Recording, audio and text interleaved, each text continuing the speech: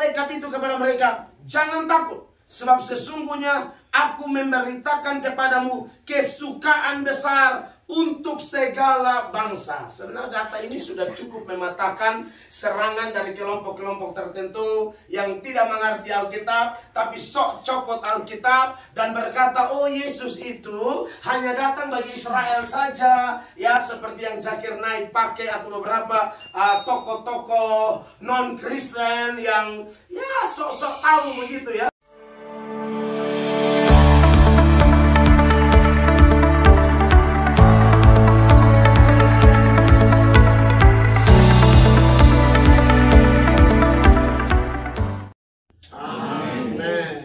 Silakan duduk Bapak Ibu terkasih. Pembacaan firman Allah sesuai dengan lokasi di mana kita ada sekarang, yaitu di Padang Efrata. Pembacaan terambil dari Lukas pasal 2 mulai ayat 8. Apakah semua bawa Alkitab Bapak Ibu terkasih? Apakah semua pegang Alkitab? Oke, kita akan baca bergantian ya. Laki-laki ayat 8, perempuan ayat 9, kita silih berganti sampai ayatnya yang ke-20. Ayat 8, di daerah itu sama-sama laki-laki, 1, 2, 3.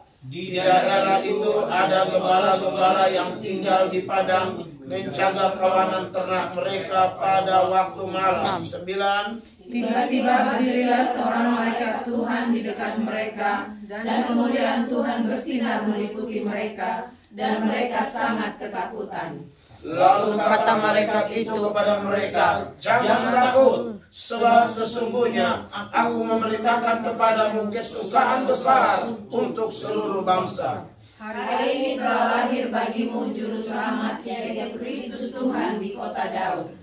Dan inilah tandanya bagimu, kamu akan menjumpai seorang bayi dibungkus dengan lampin dan terbaring di dalam palungan."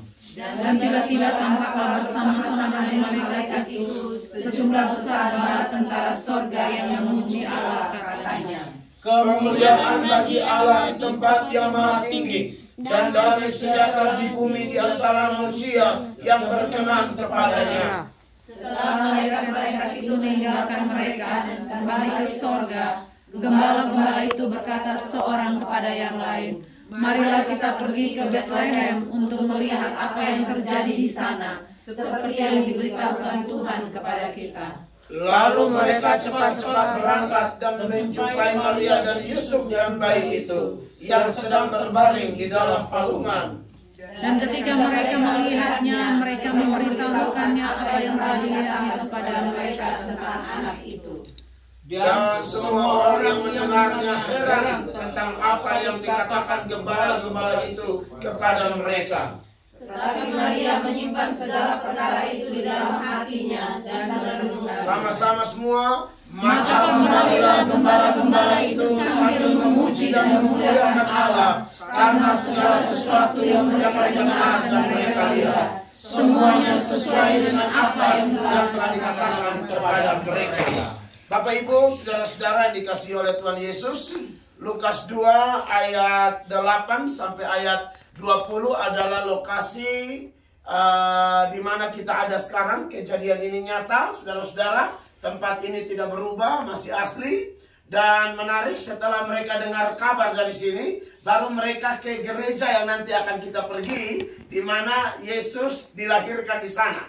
Itu juga tempat yang asli. Nah, ada beberapa hal yang kita bisa pelajari sepanjang pembacaan kita ini. Yang pertama, bahwa berita pertama-tama, berita tentang kelahiran Sang Mesias diberitakan kepada gembala-gembala. Seperti penjelasan tour guide kita tadi, bahwa gembala-gembala sebenarnya kelompok orang-orang yang termarginal, orang-orang yang tidak dianggap di Bethlehem pada waktu itu, bahkan Israel secara keseluruhan. Bahkan dalam sebuah sidang pengadilan itu gembala-gembala tidak boleh menjadi saksi.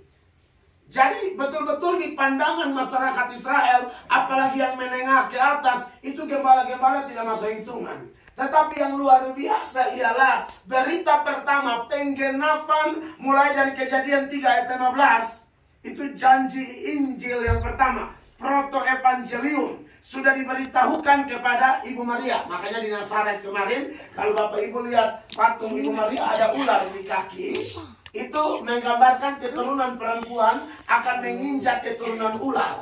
Ya, keturunan perempuan satu-satunya adalah Yesus. Ya, ada 4 cara Tuhan menghadirkan manusia di dunia ini. Yang pertama pakai laki-laki, pakai perempuan.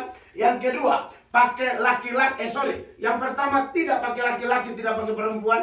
Yang kedua pakai laki-laki, tidak pakai perempuan. Yang ketiga pakai perempuan, tidak pakai laki-laki. Yang keempat pakai dua-dua. Yang tidak pakai laki-laki, tidak pakai perempuan siapa? Adam.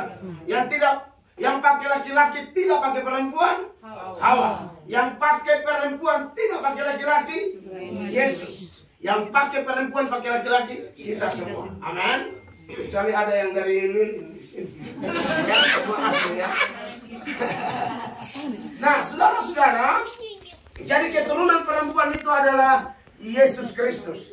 Lalu itu berita turun lagi kepada Abraham, kepada Musa, kepada Daud, sampai kepada Mika, nabi-nabi kecil. Dan penggenapannya pertama-tama adalah orang-orang yang tidak dianggap, yaitu gembala-gembala. Ini seperti yang Paulus tulis kalau kita bandingkan dengan 1 Korintus 1 ayat 27-28. Alkitab berkata, apa yang bodoh bagi dunia, apa yang tidak dipandang, apa yang tidak dianggap, apa yang diremehkan, itu yang diangkat Allah untuk mempermalukan orang-orang pintar di dunia ini. Amin, saudara-saudara.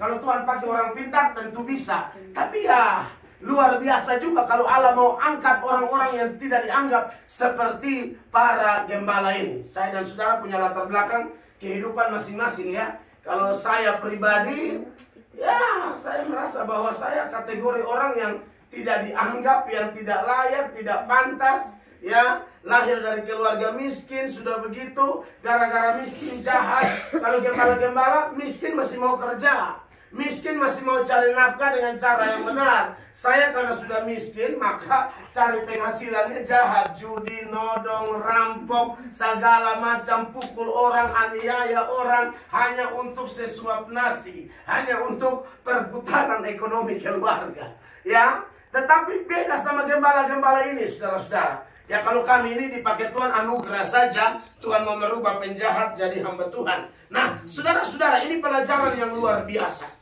Dan malaikat datang lalu mereka ketakutan. Ya wajarlah kalau manusia lihat malaikat pasti takut ya. Jangankan malaikat ya, teman kita yang masih SD aja, kalau kita ketemu, wah tambah cantik, kaget kita kan. Dulu ingus di mana-mana ya. Sekarang bah, cantik kalinya kau ini kan. Langsung ditanyakan rumah Ida kan. Udah cantik dia. Udah, waduh, gayanya, mobilnya. Kita kaget, apalagi lihat malaikat, shock sudah pasti. Makanya malaikat bilang, jangan takut, ya. Dan kemudian hal yang menarik, saudara-saudara, dikatakan, lalu kata malaikat itu kepada mereka, jangan takut, sebab sesungguhnya aku memberitakan kepadamu kesukaan besar untuk segala bangsa. Sebenarnya data ini sudah cukup mematakan serangan dari kelompok-kelompok tertentu yang tidak mengerti Alkitab, tapi sok copot Alkitab dan berkata, oh Yesus itu hanya datang bagi Israel saja. Ya, seperti yang Zakir Naik pakai atau beberapa tokoh-tokoh non-Kristen yang ya sok-sok tahu begitu ya. Di mana mereka pakai data Matius 10 ayat 5-6. Yesus utus murid-muridnya itu kan pergi kepada Israel saja. Disitulah mereka berkesimpulan, oh Yesus itu juru selamat Israel saja, bukan untuk semua bangsa. Salah, baru peristiwa kelahiran saja malaikat beritakan kepada gembala-gembala, kelahiran Yesus adalah kesukaan bagi seluruh bangsa. Amin. Bukan untuk bangsa Israel, juga untuk orang Batak, orang Timur, orang apalagi Jawa, Maluku, Ambon, dan sisa apa yang berikut. Semua kita, Yesus adalah sukacita terbesar kita. Amin. Kesukaan besar itu adalah Yesus. Orang banyak yang kesukaan besarnya bukan Yesus, walaupun dia Kristen. Mungkin kesukaan besarnya hartanya, pangkatnya, kedudukannya, Padahal kita tahu semua ini ada limitnya.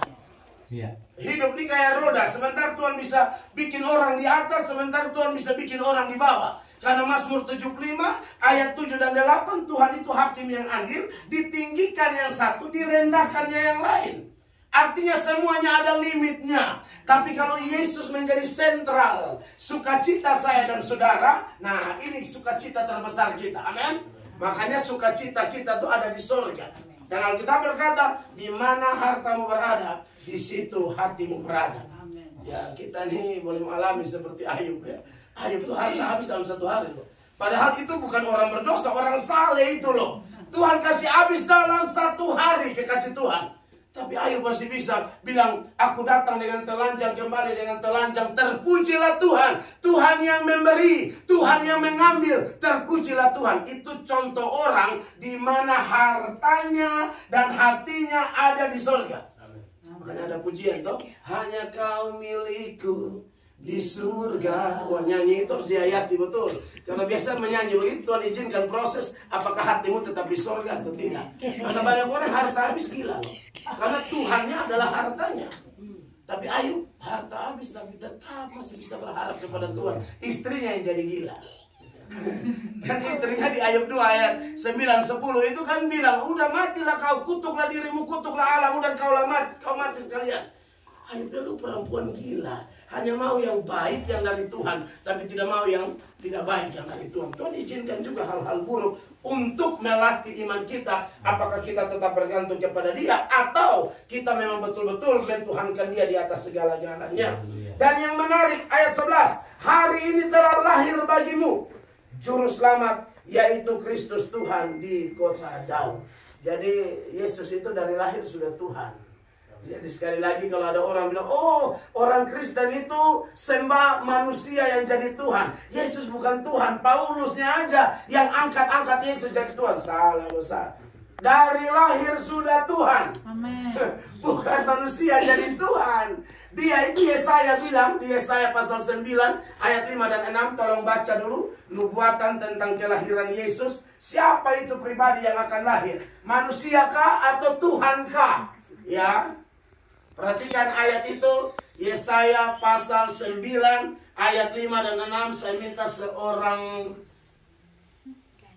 ibu baca buat kita, ya. Sebab seorang anak telah lahir untuk kita, seorang putra telah diberikan untuk kita, lambang pemerintahan ada di atas bahunya. Amen. Dan namanya disebutkan orang, penasehat ajaib, Allah yang perkasa, Bapa yang kekal, Raja damai. Penasehat ajaib, Allah yang perkasa, Bapa yang kekal, Raja damai. Kalau penasehat kayak biasa-biasa itu penasehat biasa. Kalau ajaib itu memang Allah, itu penasehat ajaib. Ya, lalu Allah yang perkasa, bahasa Ibraninya El Gibor. Itu Allah, ya, Bapa yang kekal. Ada kata kekal di sana. Raja damai, itu Yesus. Sebelum lahir dia Allah, lahir pun dia Tuhan. Amin. Yang menjelma menjadi manusia. Kenapa Yesus menjelma menjadi manusia? Karena Yesus adalah satu-satunya pengantara antara Allah dan manusia. Pengantara antara Allah dan manusia harus benar-benar Allah dan harus benar-benar manusia. Dia harus benar-benar memahami apa itu Allah, seperti apa Allah, dan dia juga harus memahami seperti apa manusia, karena dia akan menjembatani dua makhluk ini, ya, Allah dan manusia.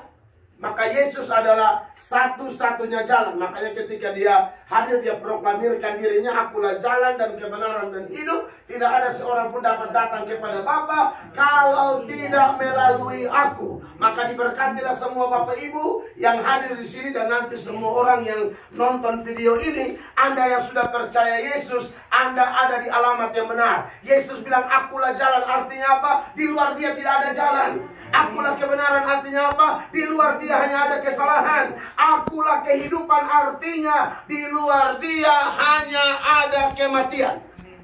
Amin. Maka kalau mau hidup, mau benar, datang pada Yesus. Karena Bapa akan mengakui seseorang itu adalah anak Bapa atau warga kerajaan sorga atau bukan. Bapa akan lihat ada Yesus di hati kita atau tidak. Amin. Makanya di bagian lain Yesus berkata, lihat, aku berdiri dan mengetok. Kalau ada orang yang mendengar dan membukakan pintu, aku akan masuk mendapatkan dia. Yesus tinggal dalam kita, kita tinggal dalam Yesus. Kita adalah ciptaan baru, yang lama sudah berlalu, sesungguhnya yang baru sudah datang. Dan ingat, kalau Yesus tinggal dalam kita, kita tinggal dalam Yesus, firman-Nya tinggal dalam kita. Permohonan-permohonan kita dikendalikan oleh Tuhan. Tepat pada waktunya Tuhan akan bukakan. Amin. Saya percaya Bapak Ibu di sini, rumah tangga, bisnis, usaha, pekerjaan, pelayanan, punya pergumulan, punya doa-doa. Ingat, kita bosan berdoa, Tuhan tidak bosan dengar. Kita sudah lupa apa yang kita doakan, Tuhan tidak lupa apa yang pernah kita doakan. Allah kita bukan Allah yang kepagian atau kesorean, tapi Dia Allah yang bertindak tepat pada waktunya. Dan satu hal lagi, yang terakhir, kalau saya dan saudara sudah diberkati di dalam Tuhan berupa keselamatan, berkat-berkat, sukacita, jalan keluar, kemenangan, kesembuhan, dan lain sebagainya, sebagai anak-anak Tuhan teladani gembala-gembala ini. Waktu mereka dapat derita itu, mereka tidak tinggal diam. Mereka bilang, mari kita pergi seperti yang dikatakan Tuhan kepada kita dalam ayat-ayat tadi. Yang ngomong malaikat, malaikat cuma hamba Allah. Tapi mereka percaya ketika hamba Allah bicara, itu bukan hamba Allah lagi, tapi Tuhan sedang bicara. Amin. Bagaimana sikap Bapak Ibu ketika dengar pendeta khotbah? Percayakah Bapak Ibu itu Tuhan yang bicara? Tuhan pakai pendeta itu? Malaikat cuma hamba Allah. Tapi waktu gembala-gembala pergi, dia bilang seperti yang dikatakan Tuhan. Makanya perlu kalau dengar khotbah di gereja kita masing-masing, itu beri perhatian sungguh-sungguh karena Tuhan sedang berbicara. Begitu juga saat teduh baca Alkitab, percaya Tuhan sedang berbicara. Amin. Dan setelah mereka pergi, mereka lihat nyata, mereka pulang, mereka sebarkan lagi di mana-mana berita itu. Jadi saudara yang sudah terima berkat di Israel, minimal dalam perjalanan ini pulang jadilah saksi di gereja kita, di kantor kita, di keluarga kita, dan melalui kita, ya. Banyak orang diselamatkan karena kita ini garam. Garam itu sifatnya mempengaruhi, bukan dipengaruhi. Kiranya renungan ini memberkati kita. Tuhan Yesus memberkati. Mari kita berdiri bersama-sama dan kita akan mengucap syukur.